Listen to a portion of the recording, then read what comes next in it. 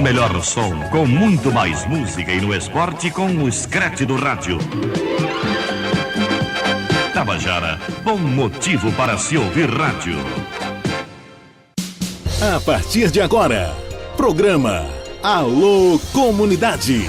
O dia a dia das associações de bairros, a pauta que vem das rádios comunitárias, notícias de interesse de nossas comunidades que não saem na mídia convencional. Tudo isso e muito mais no Alô Comunidade. Um programa da Sociedade Cultural Posse Nova República e do coletivo de jornalistas Novos Rumos. Alô Comunidade.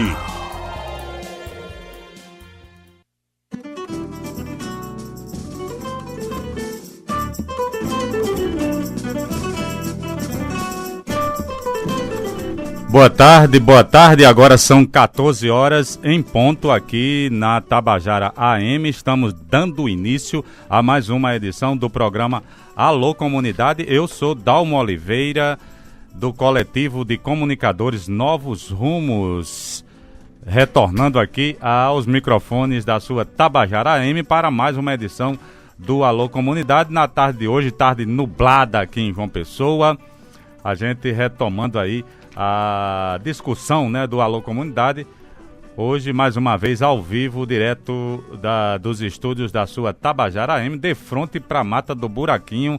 Boa tarde, companheiro Roberto Palhano. Tira o Ró, né? Beto.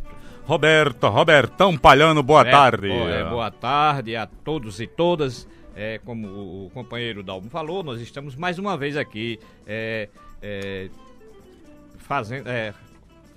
Iniciando o programa Alô Comunidade, que inclusive é de improviso, o companheiro Fábio não pôde fazer o programa hoje e de última hora a gente teve que vir aqui para garantir a realização do programa Alô Comunidade deste sábado, aqui. Que nós... Sabe quando é hoje?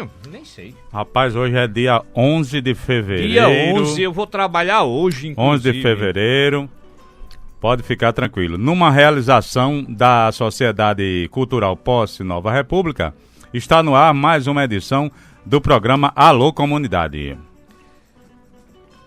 Esta é mais uma iniciativa da Rádio Comunitária Zumbi dos Palmares, em parceria com o coletivo de comunicadores populares Novos Rumos, Academia de Cordel do Vale do Paraíba e Ponto de Cultura Cantiga de Niná da cidade de Itabaiana.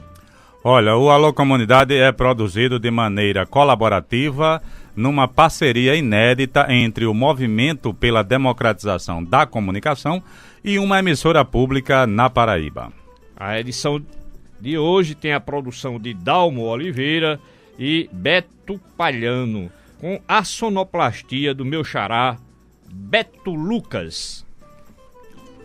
É isso aí, agora são 2 horas e mais 2 minutinhos.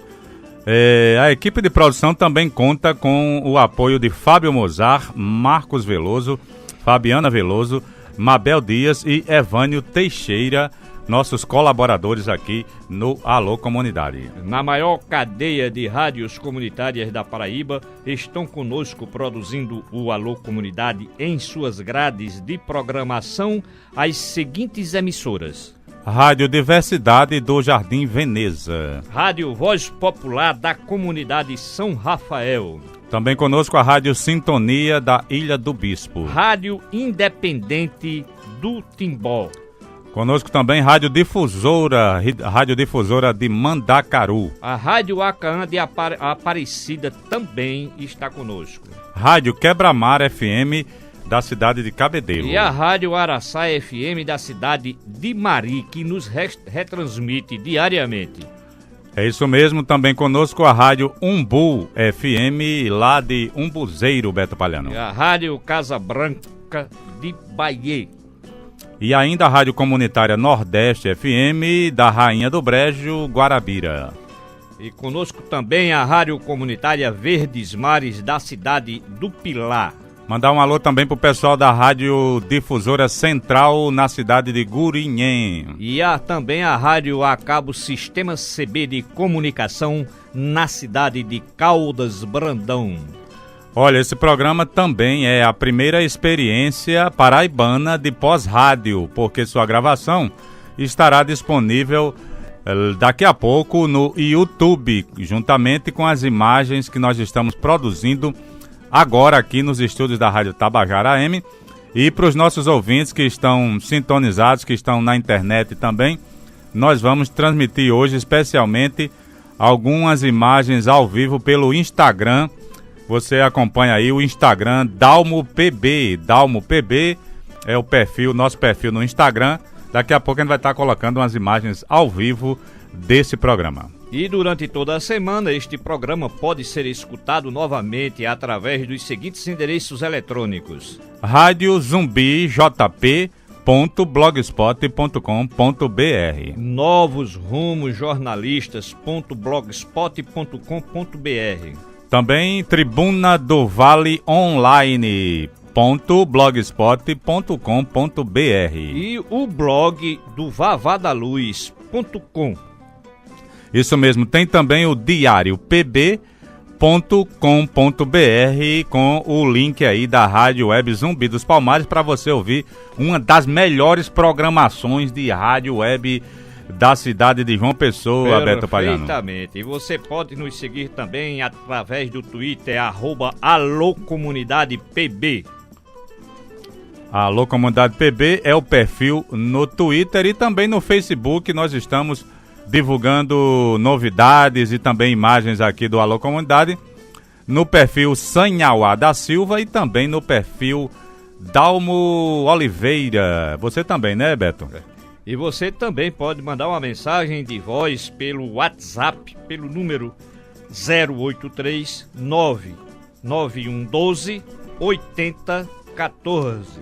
Anota aí para mandar uma mensagem de voz de áudio no WhatsApp, prefixo 83 99112 8014 é o WhatsApp do Alô Comunidade. E quem quiser interagir conosco aqui diretamente nos estúdios da Rádio Tabajara, pode nos acessar através dos telefones 3218-7928, 3214-7796 ou ainda pelo 3214-7797, inclusive para conversar com o nosso entrevistado de hoje, com o grande companheiro Fernando Abá. É isso mesmo, Beto Lucas, agora são 2h07, 14 horas mais 7 minutinhos. Vamos aproveitar o tempo, Beto Palhano, o tempo tá corrido, o tempo tá gostoso hoje com essa nublada que deu aqui na região da Grande João Pessoa. O nosso boa tarde aí para o professor Fernando Abá Cananéia, ele que é o nosso entrevistado de hoje, que gentilmente veio aqui bater um papo conosco sobre educação, sobre pedagogia. Boa tarde, Fernando. Boa tarde, Dalmo. Boa tarde, Palhano. Boa tarde a todos e todas que nos escutam. Um prazer enorme estar aqui entre companheiros. Beleza, agora 2 horas e mais 7 minutinhos. Beto Palhano, o Alô Comunidade de hoje vai então discutir essa questão da pedagogia, a pedagogia como ferramenta, né, de emancipação das pessoas. Fernando, eu queria iniciar então o bate-papo aqui conosco. A gente sempre faz o seguinte, Fernando, a gente pede para inicialmente o nosso entrevistado falar um pouco de si mesmo. Eu queria que você falasse aqui para os nossos ouvintes, para os ouvintes aqui da Rádio Tabajara AM, qual é a sua comunidade de origem, de onde você vem e qual é o seu perfil de cidadão aqui na nossa gloriosa Paraíba. Fique à vontade. Muito obrigado. Eu quero dizer inicialmente que quando recebi o convite fiquei muito honrado, mas mais do que honrado, fiquei muito motivado a vir porque acompanho o trabalho de vocês, sou parceiro de vocês em outras atividades, já fiz teatro e já tive a oportunidade de, com o Fábio, desenvolvermos outros projetos. E nós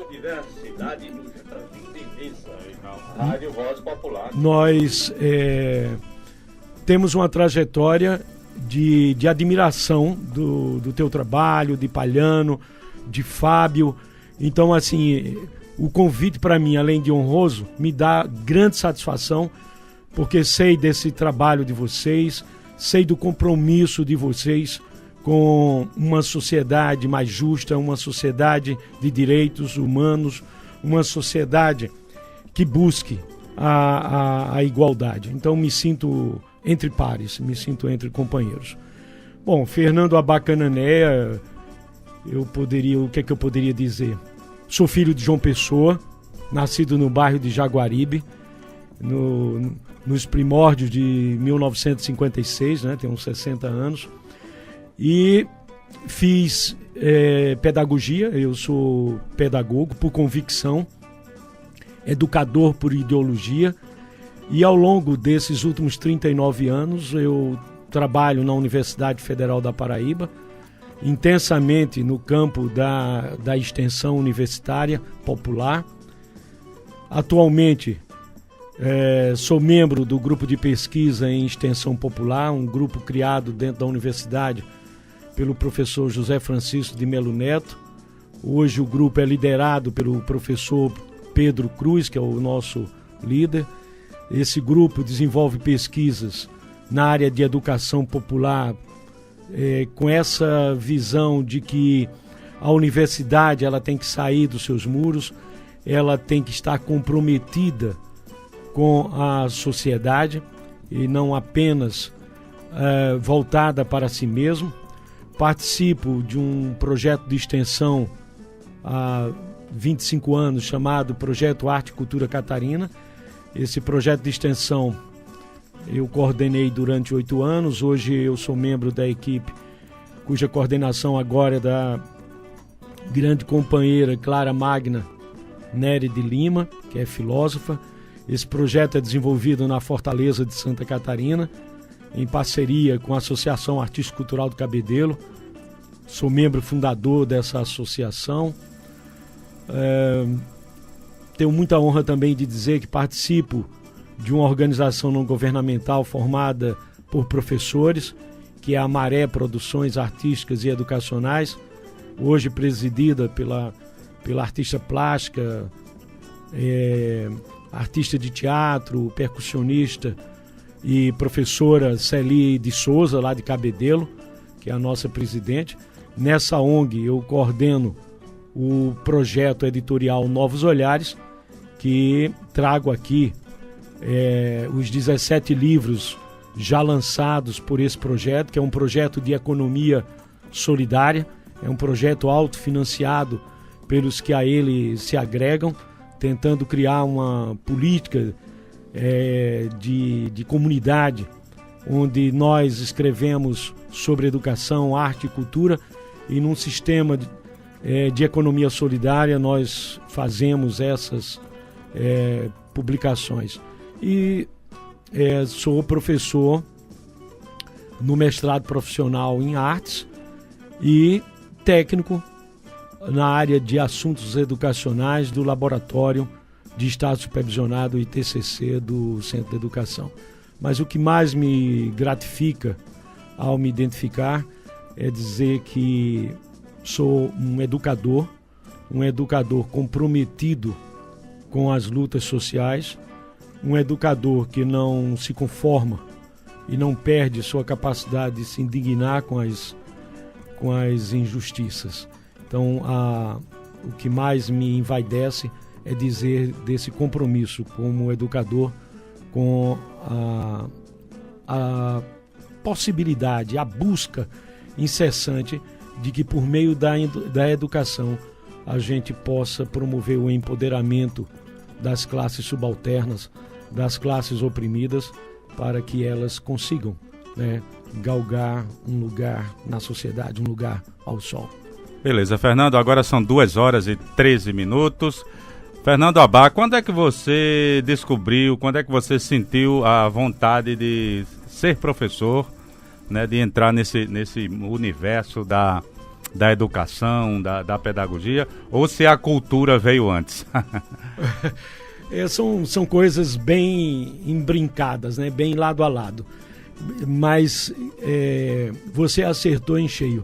Eu comecei pela arte, né? Pelo teatro.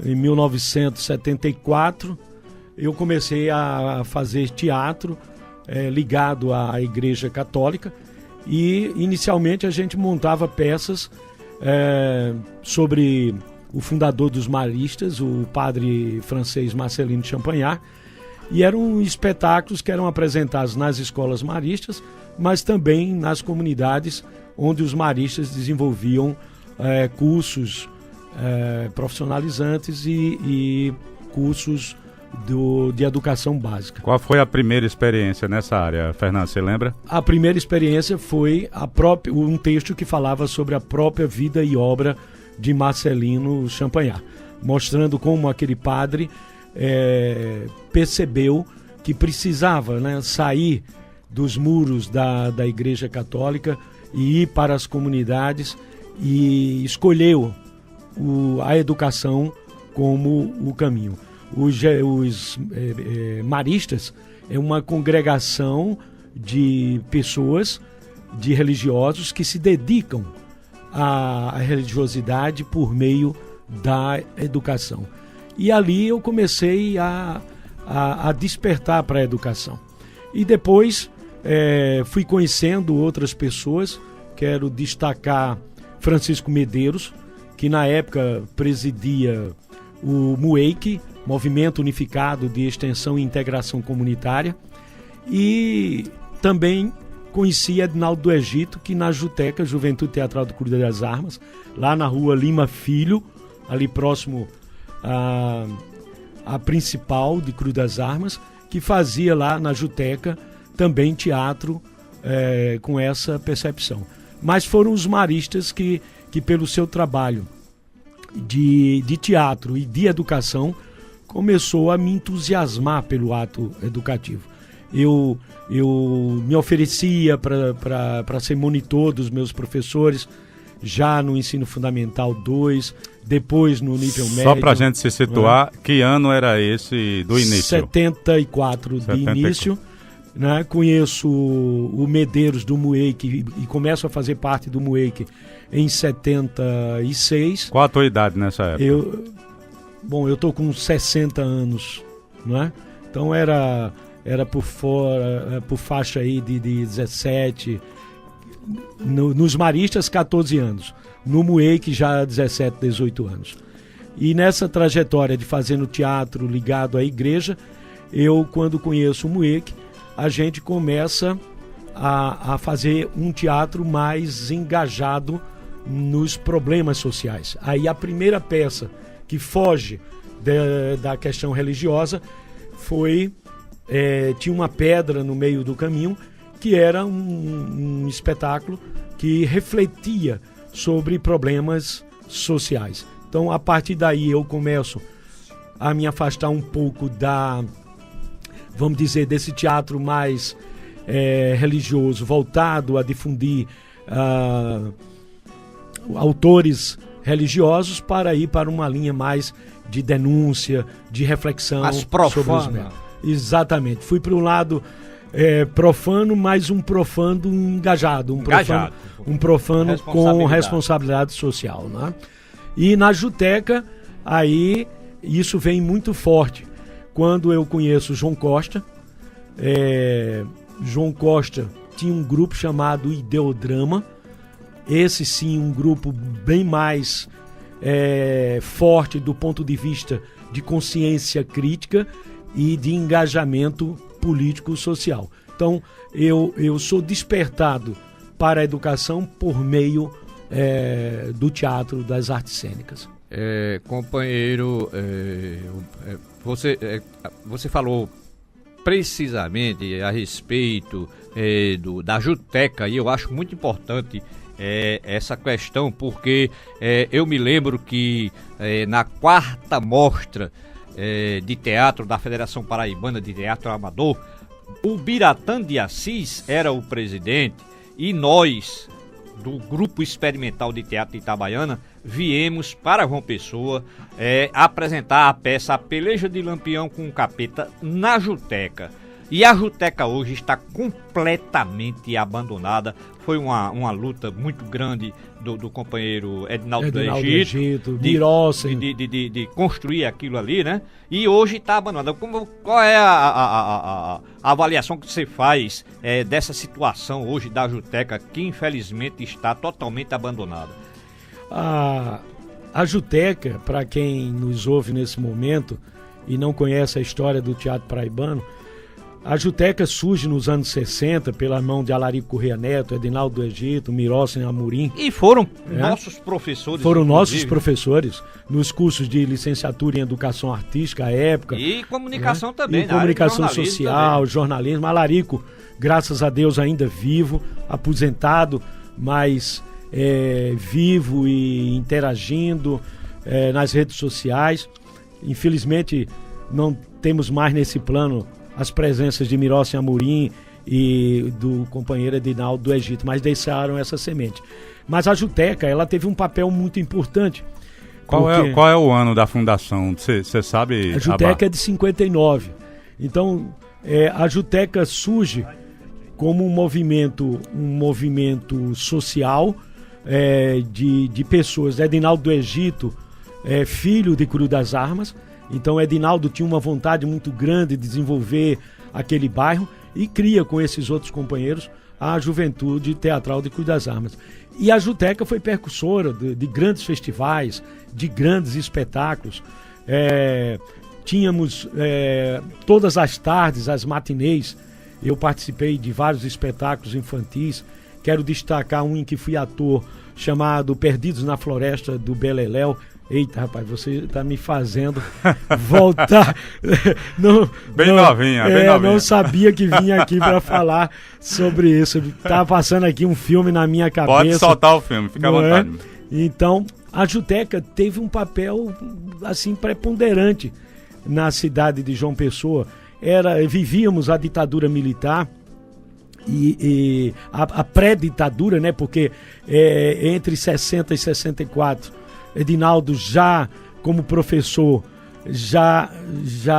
eu acho que ele era, como se diz, um visionário, né? Ele na época, ele já dizia aos companheiros, é claro que eu ainda não estava lá no grupo, porque eu tinha só 4 anos de idade, mas como pesquisador, eu procurei ler a história da Juteca e as pessoas me contaram, e o próprio Edinaldo do Egito depois, porque eu tive a honra de, nos anos 90, ter sido coordenado por Edinaldo, me reencontro com Edinaldo, ele professor de História da Arte na Universidade Federal, eu com 22 anos, e ele como coordenador da antiga divisão de teatro universitário, hoje núcleo de teatro universitário, que administra o Teatro Lima Penante.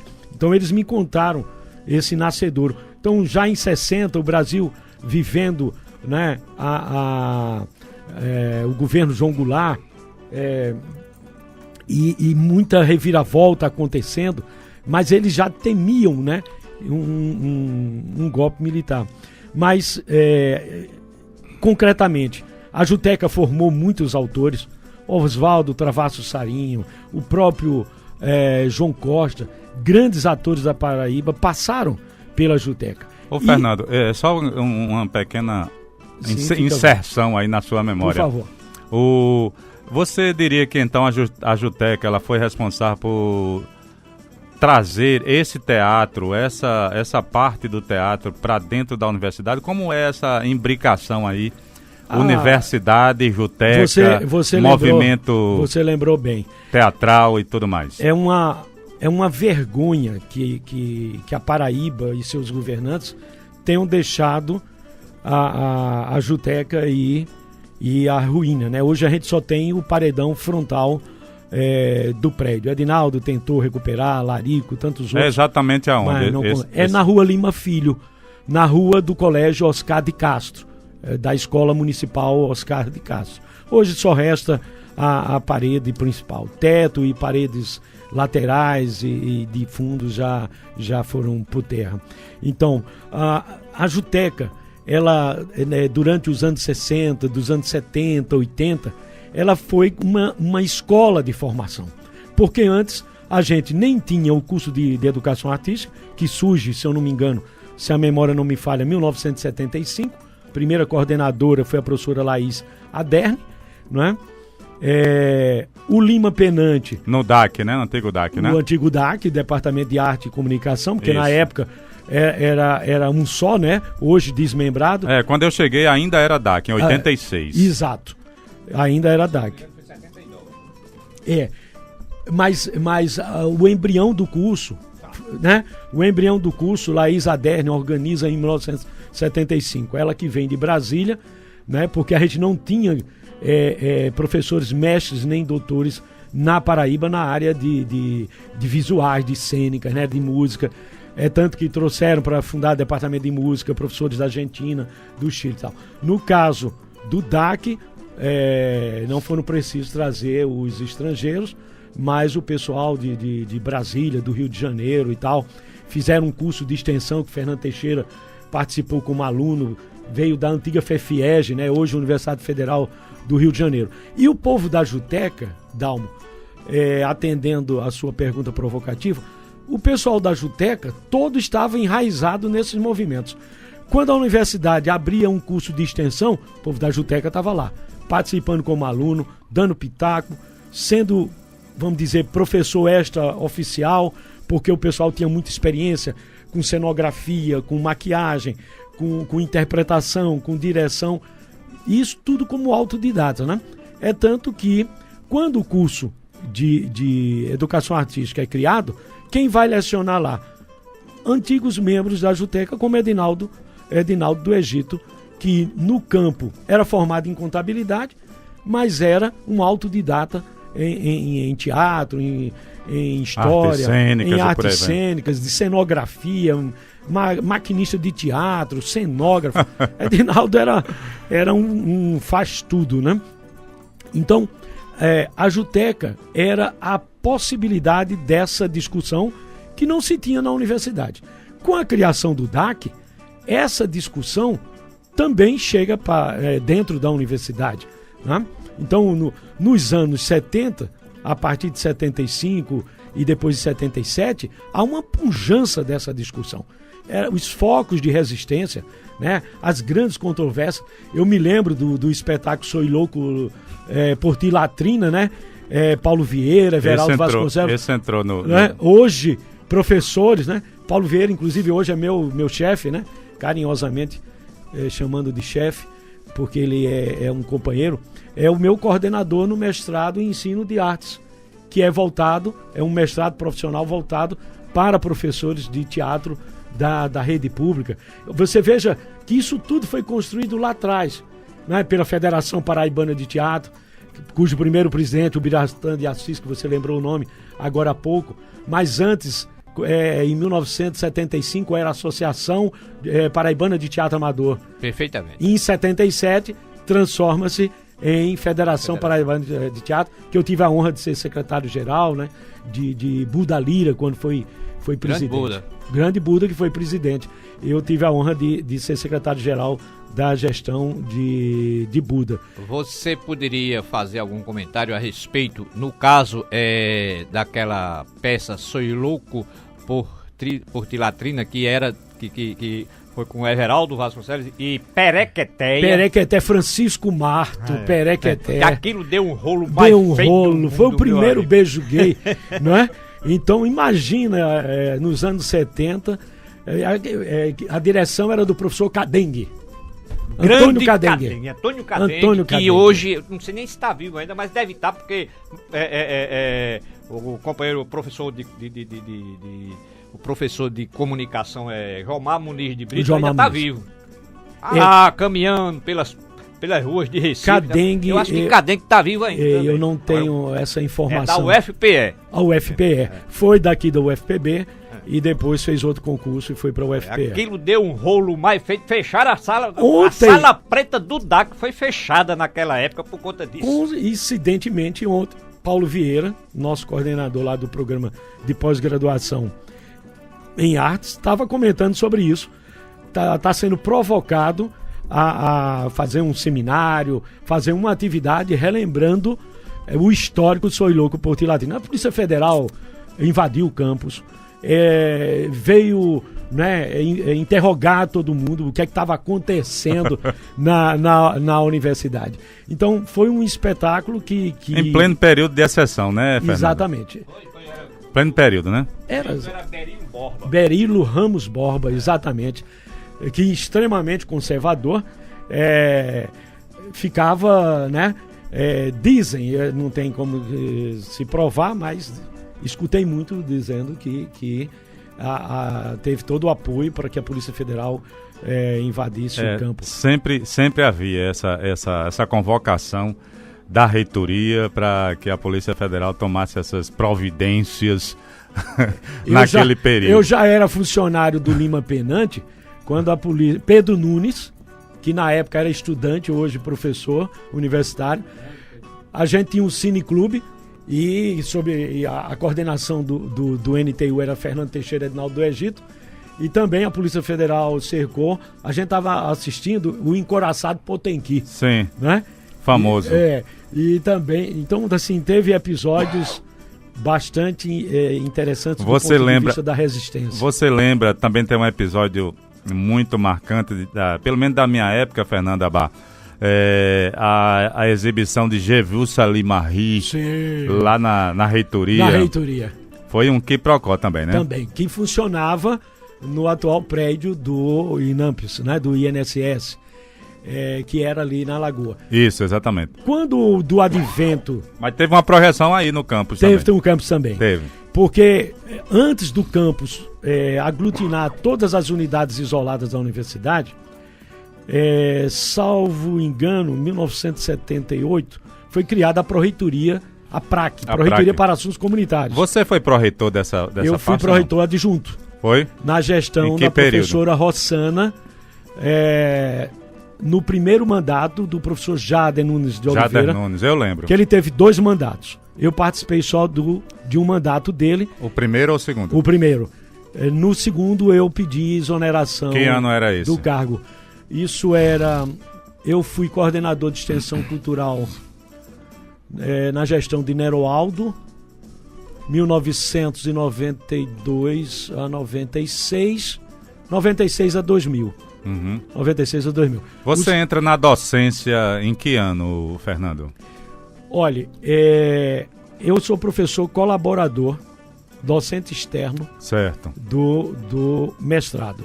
No Centro de Educação, eu sou técnico pedagogo. Certo, não é? Contratado. Não, eu sou concursado. Concursado, sim. Como eu sou doutor em educação, os doutores têm a prerrogativa de serem professores colaboradores, certo, de programas de pós-graduação que seu currículo... Convidados. Que seu currículo tem a ver. Certo. Né? Não pode ser em qualquer programa. Não, entendi agora. Entendi.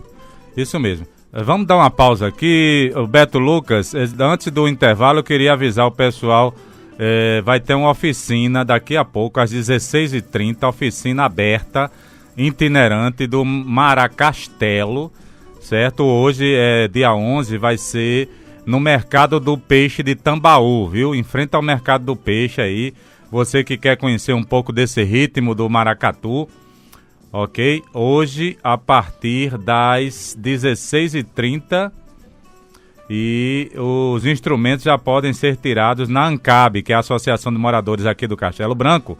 Agora, às 15 horas, você já pode ir lá pegar um dos instrumentos, fazer afinação e coisa e tal. Vai ter alfaia, que coisa boa, pandeiro, aquela coisa toda do maracatu. É uma oficina aberta, itinerante, que o pessoal do Maracastelo está promovendo nesse fevereiro pré-carnavalesco aqui de João Pessoa. Beto, daqui a pouco a gente volta. Solta aí os nossos anunciantes do intervalo, por favor.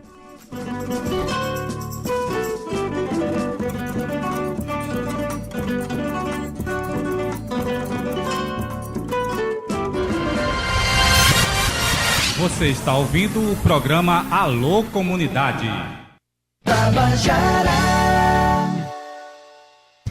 A maneira mais segura de pedalar no trânsito é fazer parte dele. Ao andar de bicicleta, siga o fluxo dos veículos, andando sempre na direção da via. Se você está contra o trânsito, ele estará contra você. Detran da Paraíba e Governo do Estado. A Copa do Nordeste começou em volume máximo. E neste domingo, 4 da tarde, já tem confronto direto pela liderança. Sergipe e Botafogo da Paraíba. Quem vai vencer esse grande duelo? Domingo, 4 da tarde, a sua Tabajara acompanha ao vivo, direto de Aracaju. Tabajara, emoção também na Copa do Nordeste. O futebol da Tabajara é um oferecimento de Valdir Acessórios. O prazer de dirigir bem equipado. Cachaça 51. Faça mais pausas e vá curtir a vida. Com Cachaça 51 é sempre uma boa ideia. Um brinde a você. Beba com moderação. Pior que desrespeitar a lei é desrespeitar a vida. Use capacete. Detran da Paraíba. Saúde, segurança e tranquilidade para você e sua família. Uniodonto. O seu sorriso em primeiro lugar. 2107-5858. Wellington Imobiliária. Mais de 2 décadas realizando o sonho da sua casa própria. Na principal do Castelo Branco. 3224-5872. Rogério Ferragens tem nome e tradição no Castelo Branco, Mangabeira e no Vale do Mamanguape. 98863-8980. Armazém Paraíba, um show de bola na venda de móveis e eletrodomésticos. Laboratório Maurílio de Almeida, precisão absoluta, perto de você. Conheça o plano amigo do Parque das Acácias por apenas R$26 mensais. Ligue 4009-6400. Jampa Motos, a sua concessionária Yamaha em João Pessoa e Guarabira. 4009-0404. Restaurante Arena Grill, almoço de segunda a sábado com cardápio variado. No ponto final do 304 no Castelo Branco. Óticas 2 de Fevereiro, cuidando da saúde dos seus olhos em 3 endereços. Rangel, Mangabeira e Oitizeiro. Superbox Brasil, no Geisel e Bessa. Conforto, economia e qualidade. E Governo do Estado da Paraíba. Viva o trabalho! O Centro Estadual de Arte abriu suas matrículas. São 1.900 vagas em teatro, dança, música, literatura, artes visuais e audiovisual. Atendendo de segunda a quinta, das 9 às 17 horas. Agora em nova localização. Grupo Escolar Tomás Mindelo, Praça Aristide Lobo, 129. Informações 987 14 43 32. Matricule-se.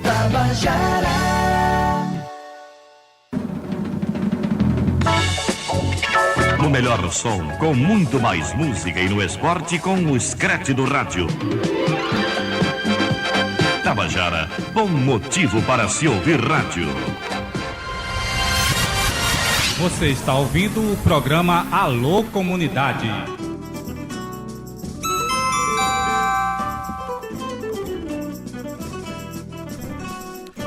Beleza, beleza, agora são 2 horas e 37 minutos, 14 horas e 37 minutos. Beto Palhano, vamos aproveitar esse segundo tempo do Alô Comunidade para mandar os nossos alôs especiais. Puxa o microfone aí para você já mandar o alô para sua galera aí de sempre, do sábado.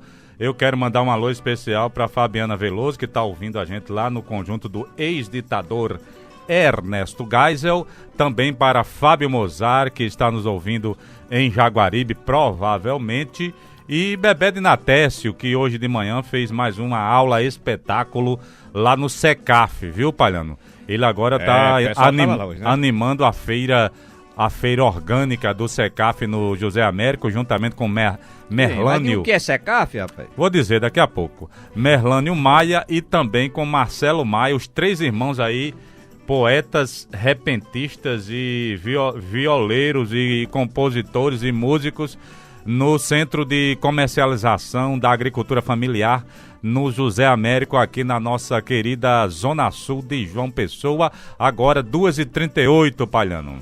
Vou mandar alô para os nossos ouvintes assíduos, né? São constantes, todos os sábados eles estão escutando o programa, é o motorista Borges, Dona Hilda Palhano, que inclusive até me perguntou se eu vinha pro programa hoje, e eu disse que não era, mas por acaso eu estou aqui, Dona Hilda.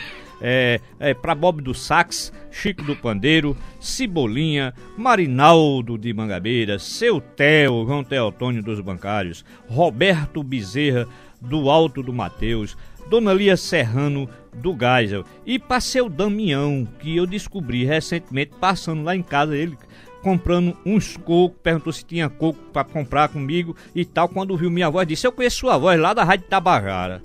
Seu Damião, olha, um prazer, viu, ter o senhor como nosso ouvinte aqui neste programa, no programa Alô Comunidade. Quer dizer que você descobriu o nome do Caba, né?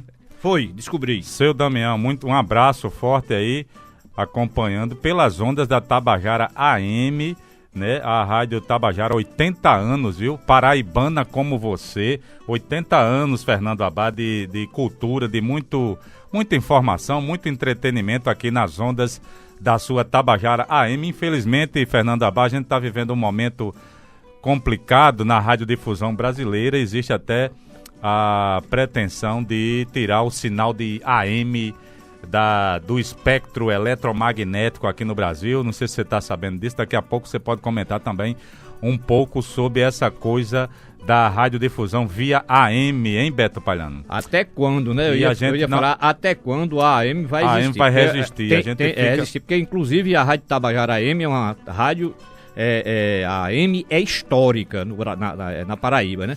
Mas, inclusive... E 80 anos não são 80 dias, né, meu filho? As coisas estão começando a se afunilar.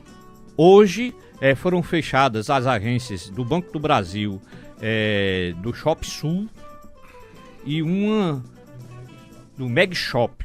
Foram fechadas hoje. Isso é muito preocupante, porque é um processo que provavelmente vai terminar se concluindo com a privatização total do Banco do Brasil. Apesar de que nós estamos discutindo cultura aqui, mas esse problema também é preocupante, né? A gente acaba tocando em vários assuntos aqui no Alô Comunidade, assuntos de interesse de todos e de todas, das comunidades de um modo geral. Fernando Abá Cananéia, você trouxe um monte de livros aqui. Eu estou vendo que somente com o projeto editorial Novos Olhares, vocês já estão no número 17 de publicações que você tomou à frente na organização, pelo menos nessas últimas edições do projeto. É um projeto que apresenta diferentes olhares sobre os nossos saberes e práticas voltada para a educação e para a cultura, tá certo? E você já falou um pouco da ONG que toma conta desse projeto editorial. Eu queria que você falasse para os nossos ouvintes qual foi a ideia de vocês em montarem esse tipo de associação e quais são as repercussões dessa livrarada toda que vocês estão conseguindo produzir de forma bastante autônoma, né? E bastante solidária, vamos dizer assim. Também é uma construção coletiva. Com certeza. Nesse último aqui, vocês fazem reflexões pedagógicas sobre o ser educacional. Que ser é esse, Fernando Abá? Pois é, esse ser que age, que pensa, que interage, que faz ação, reflexão e decide por sua intervenção. A Maré Produções Artísticas e Educacionais é uma ONG que tem quase 15 anos de existência, que foi criada por Ailza Freitas, Celi Souza, Wilma Albuquerque e posteriormente e Francis Jame, e ONG essa que posteriormente eu me engajei. Atualmente eu sou coordenador pedagógico dessa ONG e organizador desse projeto. Em 2011, é uma ONG formada por professores. Essa ONG ela é voltada a estudar os assuntos educacionais, artísticos e culturais da contemporaneidade, refletir sobre esses assuntos. Como a quase totalidade dos membros da ONG estão em sala de aula, esses membros também refletem sobre suas práticas. Nós temos professores da educação infantil, temos professores do Fundamental 1 e 2, professores de nível médio e professores universitários. Então, a ONG é um grupo de estudo para refletirmos sobre nossas práticas em sala de aula, quer seja na creche, quer seja na universidade, quer seja no ensino médio, mas de forma crítica. Como diria Paulo Freire, nossos escritos, eles pretendem levar ao maior número possível de pessoas essa reflexão sobre os dias atuais e as ações da educação. O projeto ele surge em 2011 a partir de uma inquietação nossa de que a gente tinha artigos científicos, mas não conseguia publicar. Não conseguia publicar porque publicar livro no Brasil já é muito difícil. Publicar livro no Nordeste, idem. Aí quando você traz para Paraíba, imagine a dificuldade. Nós não temos linhas de financiamento para a publicação de livros de membros de comunidade. Nós temos nas academias. Eu sou pedagogo, né? Sou da área de assuntos educacionais da Universidade Federal da Paraíba há 39 anos e o último livro que eu consegui editar pela editora universitária, eu esperei 2 anos pela publicação e depois tive que arcar do próprio bolso com a publicação do livro. Imagine, vamos chamar assim, de simples mortais, ou seja, aqueles que não estão dentro de uma estrutura acadêmica, esses não têm nenhuma possibilidade de publicar seus artigos científicos. Eu queria dizer também o seguinte, eu fiz um pouco de pesquisa acadêmica e a gente lamenta muito sempre quando está na academia, de que os saberes, essa produção de conhecimento da academia, na universidade principalmente, fica muito guardada lá. Você produz, você tem sua tese, sua dissertação e ela não chega na ponta para o conhecimento da população, a quem deveria se encaminhar esse tipo de informação que acaba sendo também, de uma certa forma, útil para o desenvolvimento da sociedade. Como é que vocês avaliam essa... Na verdade, é um papel estratégico da ONG em fazer com que esse saber chegue... Exatamente. Através do livro, né, Fernando? Deixa-me só completar e eu volto para a sua questão, a pergunta motivadora anterior. Então, diante de todo esse quadro, porque a ONG tem outras pessoas técnicas, docentes de academias, e essa era uma conversa recorrente. Rapaz, quantos artigos científicos a gente não tem de pessoas que não são ligadas a nenhuma universidade, nenhuma faculdade, pessoas que já terminaram sua graduação, sua especialização, mas não conseguem publicar. Aí foi quando eu tive a ideia de por que a gente não publica a produção científica da ONG. Aí surge o primeiro volume, que eu quero lhe mostrar, está aqui comigo, né? Já são 17, como você já adiantou, e aí o primeiro livro foi esse, em 2011, Novos Olhares Artísticos Culturais, né? Fazendo uma referência ao título do projeto. Então, esse primeiro volume foi essa vamos dizer, essa nossa indignação com não ter possibilidade de publicar. Então, nós reunimos os membros da ONG e publicamos os artigos científicos dos membros. Então, o projeto editorial Novos Olhares, ele surgiu para publicar a produção científica dos membros da ONG. Só que lá pelo 3º, 4º livro, a gente começou a ser procurado por pessoas perguntando se não podiam publicar também seus artigos científicos. Mas que alguns diziam, olha, eu não tenho interesse de entrar na ONG, mas eu quero... fazer um concurso para a universidade e eu não consigo publicar. E hoje, para entrar numa especialização, no mestrado, num doutorado, você tem que ter pelo menos um artigo científico publicado numa revista periódica ou um capítulo de livro. E aí nós nos reunimos e dissemos, olha, a gente não pode ser egoísta de ter um projeto desse e não abrir.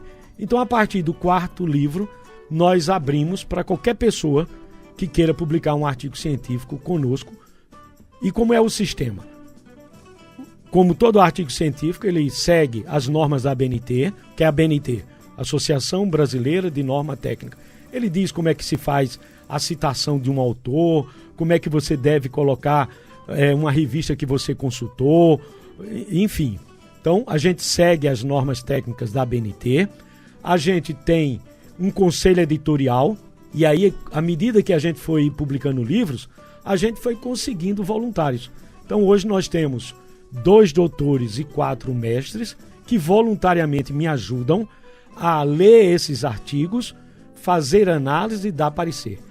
Outra característica desse projeto, nós não recusamos artigo. E aí vocês poderiam, e os ouvintes, imediatamente pensar, então publica qualquer coisa? Não. Não publicamos qualquer coisa. A diferenciação é que a gente não recusa, mas a gente lhe chama e lhe demonstra aonde há dificuldade. Então, se é uma norma da ABNT, a gente vai devolver seu artigo com um balãozinho do revisor do Word dizendo, aqui você precisa corrigir. Se é uma revisão ortográfica, se é uma revisão de conceito, olha, você citou Paulo Freire aqui, mas essa citação não é dele, é de outro autor. A gente devolve para que o autor faça a correção, porque a gente entende que esse é um processo pedagógico. Porque quantas vezes eu não já mandei artigo para uma revista, para um livro, e me devolve assim, indeferido. E eu mando um outro e-mail, por favor, diga onde foi que eu errei, eu quero aprender, porque a gente não sabe tudo. Por mais que você publique, você está sempre aprendendo.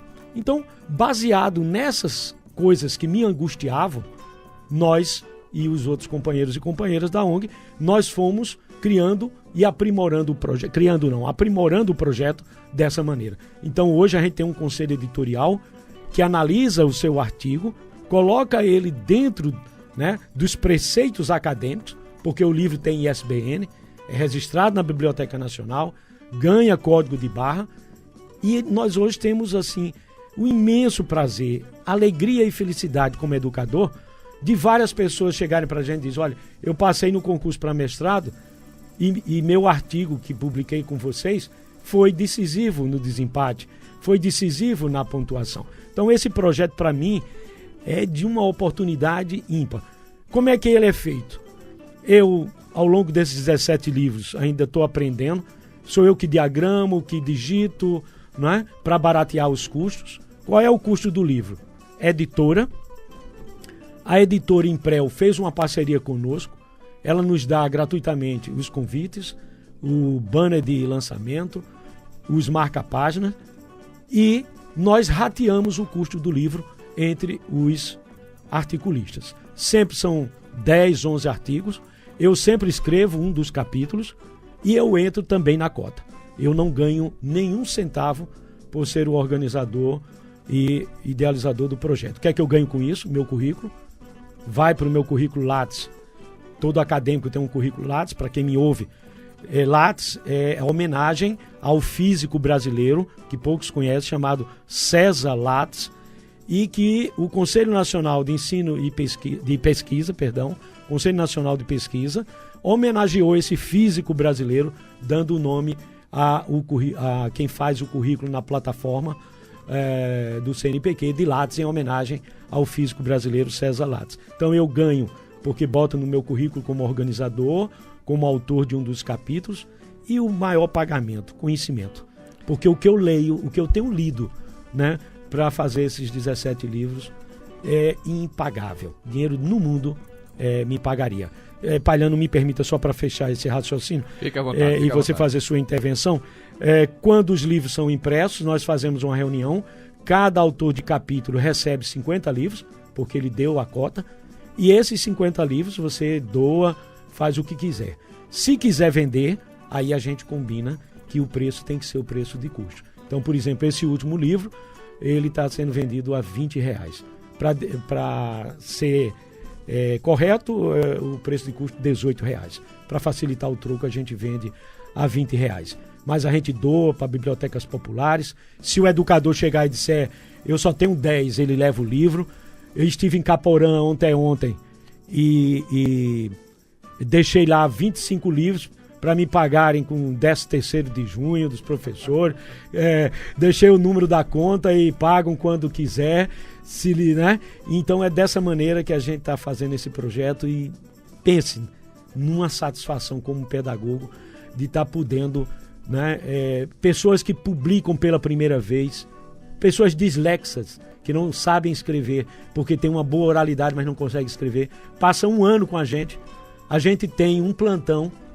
Se você tem dificuldade de escrever, você agenda conosco, um membro da ONG lhe recebe e você vai aprender a escrever seu artigo científico. Porque a gente quer provar, a gente está provando com esses 17 livros, que só quem sabe escrever não é doutor, mestre.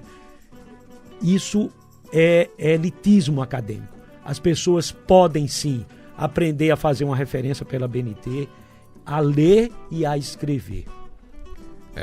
Desculpe, me empolguei e daqui a pouco eu não deixava nem você falar. Fernando, é o seguinte, veja bem, primeiro eu queria fazer um comentário sobre a questão dos livros que você trouxe, que Dalmo pegou e falou, disse, rapaz, um bocado de livro e tal, eu fiquei um pouco preocupado com a sua coluna. Pela quantidade de livro que você trouxe aí, de repente não tem coluna que aguenta. Um sexagenário, mais. Um sexagenário. Eu também sou. Tu também? Eu sou de 56. Então, somos sexo. Eu pergunto a você o seguinte, nesse 17º livro, na orelha aqui tem vários estudantes, mestres, doutores e tal. Todos eles fazem parte dessa organização? Não. Hoje? Não. Até o 4º, 5º livro, só quem publicava eram os membros da ONG. Aí, como relatei anteriormente, as pessoas começaram a pedir para publicar. E a gente entendeu que não podíamos ser egoístas de só fazer isso com os membros da ONG. Então, para você publicar, Dalmo, sintam-se já convidados, os ouvintes. Eu vou deixar aqui meu e-mail, Fernando, linha abaixo, né? Que a gente com essa mania de americanização chama underline. Aquela linha abaixo para diferenciar do hífen, abath, @hotmail.com. Você manda um e-mail para mim dizendo que quer publicar, eu mando as regrinhas e a gente já se comunica. Não precisa participar da ONG. Tem pessoas que publicaram 2, 3, 4 vezes conosco, mas não tem interesse de participar da ONG. Tem interesse, sim, de participar do livro. E não precisa ser acadêmico. Você vai ver aí estudante, você vai ver pós-doutor, doutor, não tem problema. Aí a próxima pergunta é o seguinte, veja bem, essa experiência, ela está direcionada principalmente para a questão pedagógica. Educação. Nós tivemos a oportunidade de conhecer o grande pedagogo Paulo Freire, inclusive, certo? O que eu quero perguntar a você é o seguinte, essa experiência, vocês estão conseguindo transferi-la, repassá-la para os professores, principalmente, inclusive, do ensino fundamental e médio, para essa experiência pedagógica, para que eles possam repassar para os alunos? Sim. De que maneira? Vários desses livros, aqui tem professores da rede municipal de João Pessoa, professores da rede estadual, inclusive no conselho editorial, por exemplo, nós temos, eu cito o Eduardo. Eduardo é biólogo e doutorando no PRODEMA, que é o Programa de Desenvolvimento e Meio Ambiente na UFPB. Eduardo é professor de biologia, concursado na rede de Cabedelo. Soraya, membro do conselho editorial, formada em educação artística, comunicação social e é mestra em linguística e ensino. Professora do Estado da Paraíba, concursada, e professora na Prefeitura de João Pessoa, concursada.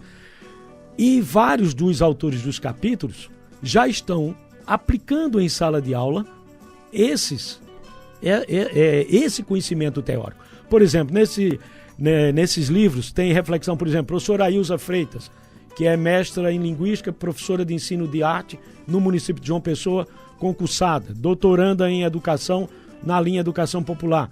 A Ailza escreveu o último artigo dela sobre a experiência de teatro que ela utilizou para falar sobre o Aedes aegypti, na sala de aula com alunos da EJA à noite e à tarde com alunos de 6º ano do ensino fundamental, na escola, por exemplo, Seráfico da Nóbrega, da rede municipal.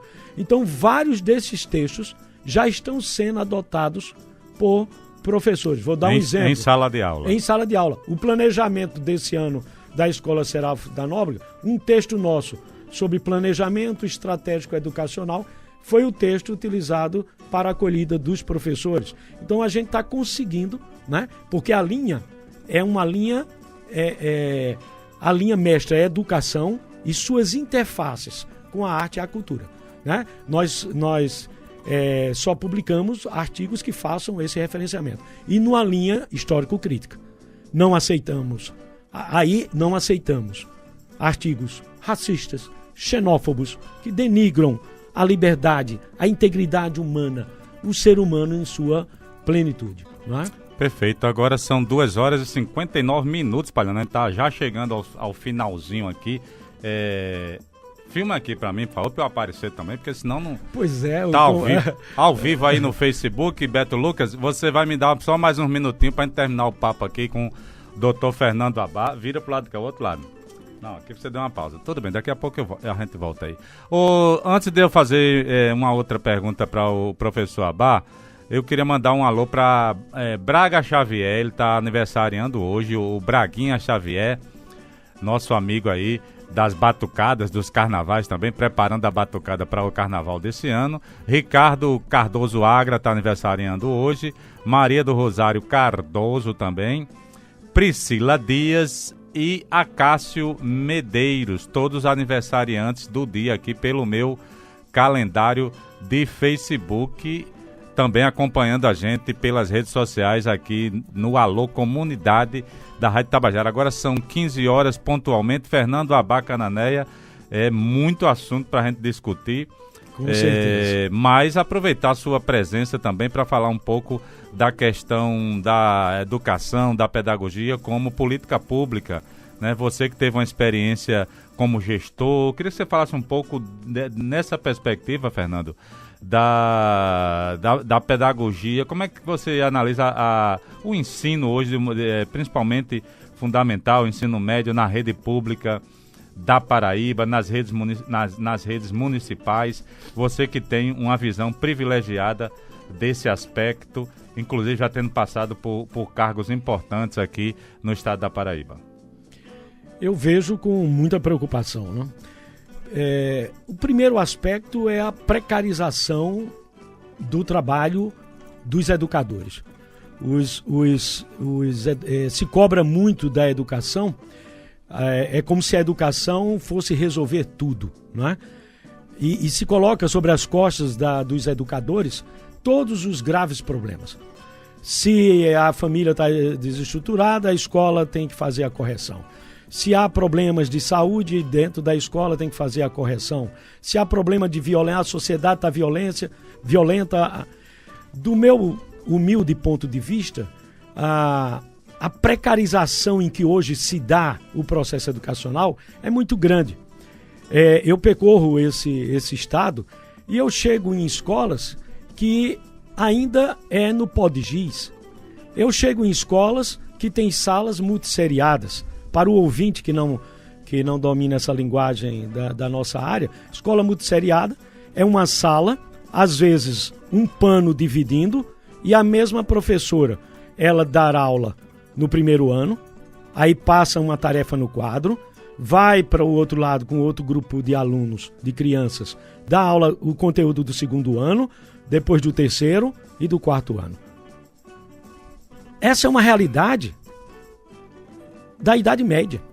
Exatamente. Essa semana teve mais uma denúncia em relação a isso, de salas multisseriadas no interior, não lembro a cidade, e o secretário de Educação do município justificando a evasão, o êxodo rural, e ele estava com poucos alunos na escola e resolveu botar vários alunos de séries diferentes numa mesma turma. É totalmente antipedagógico, não é? Com certeza, com certeza. Então, você tem uma precarização em todos os aspectos. No aspecto pedagógico, não tem biblioteca, não tem salas de professores, não tem acervo para o professor pesquisar. Se vai para o campo do salário, né? Os programas de educação hoje, os programas de gestão, eles precarizaram de que maneira? Aí você pode lembrar, não, mas a lei do piso nacional. Como é que se faz? Não se paga o piso, se dá bonificação. Inclusive um dos nossos livros traz um artigo muito inteligente da professora Áurea Augusta, que é da rede Conquistada, na rede municipal de João Pessoa, que ela analisa o Escola Nota 10, né? E ela mostra, teoricamente fundamentada, que é um programa de bonificação neoliberal. Ou seja, você não tem o piso nacional, mas você tem uma série de bônus de produtividade que faz com que eleve o salário. Então isso é precarização do salário, porque quando esse professor se aposenta, ele não incorpora. Então, o primeiro aspecto que eu vejo hoje, generalizado no Brasil, é que as escolas continuam precárias e o trabalho do educador extremamente precarizado. O professor tem que trabalhar em 3 escolas, correr feito um louco para sobreviver, né? E não pode se aposentar. Ontem à noite eu conversava com uma professora da escola Olivia Olivino, uma professora de ciência, e ela me dizendo, eu estou com 50 anos, com tempo de aposentadoria, mas eu não posso me aposentar porque meus filhos ainda dependem do meu salário e eu vou perder a produtividade. Perde muito, e né? Dizia, tem uma colega na minha escola com 64 anos, ela não tem mais condições físicas de dar aula. Com certeza. Desmotiva. Então, isso tem afetado extremamente. Aí vem as questões prediais, vem as questões de acesso, né? Eu estive em Caporã ontem, aí você vê, não tem transporte adequado para se chegar à zona rural. Então, essa situação se resolveria com investimento, né? Mas aí a gente tem um governo federal que, por meio de um golpe, assume a presidência e diz que educação tem gasto. E aí isso vai se generalizando, porque as pessoas que pensam que educação é gasto, aí começa a fechar a escola, a juntar 2 em 1. Eu digo sempre, menos escola, mais presídio.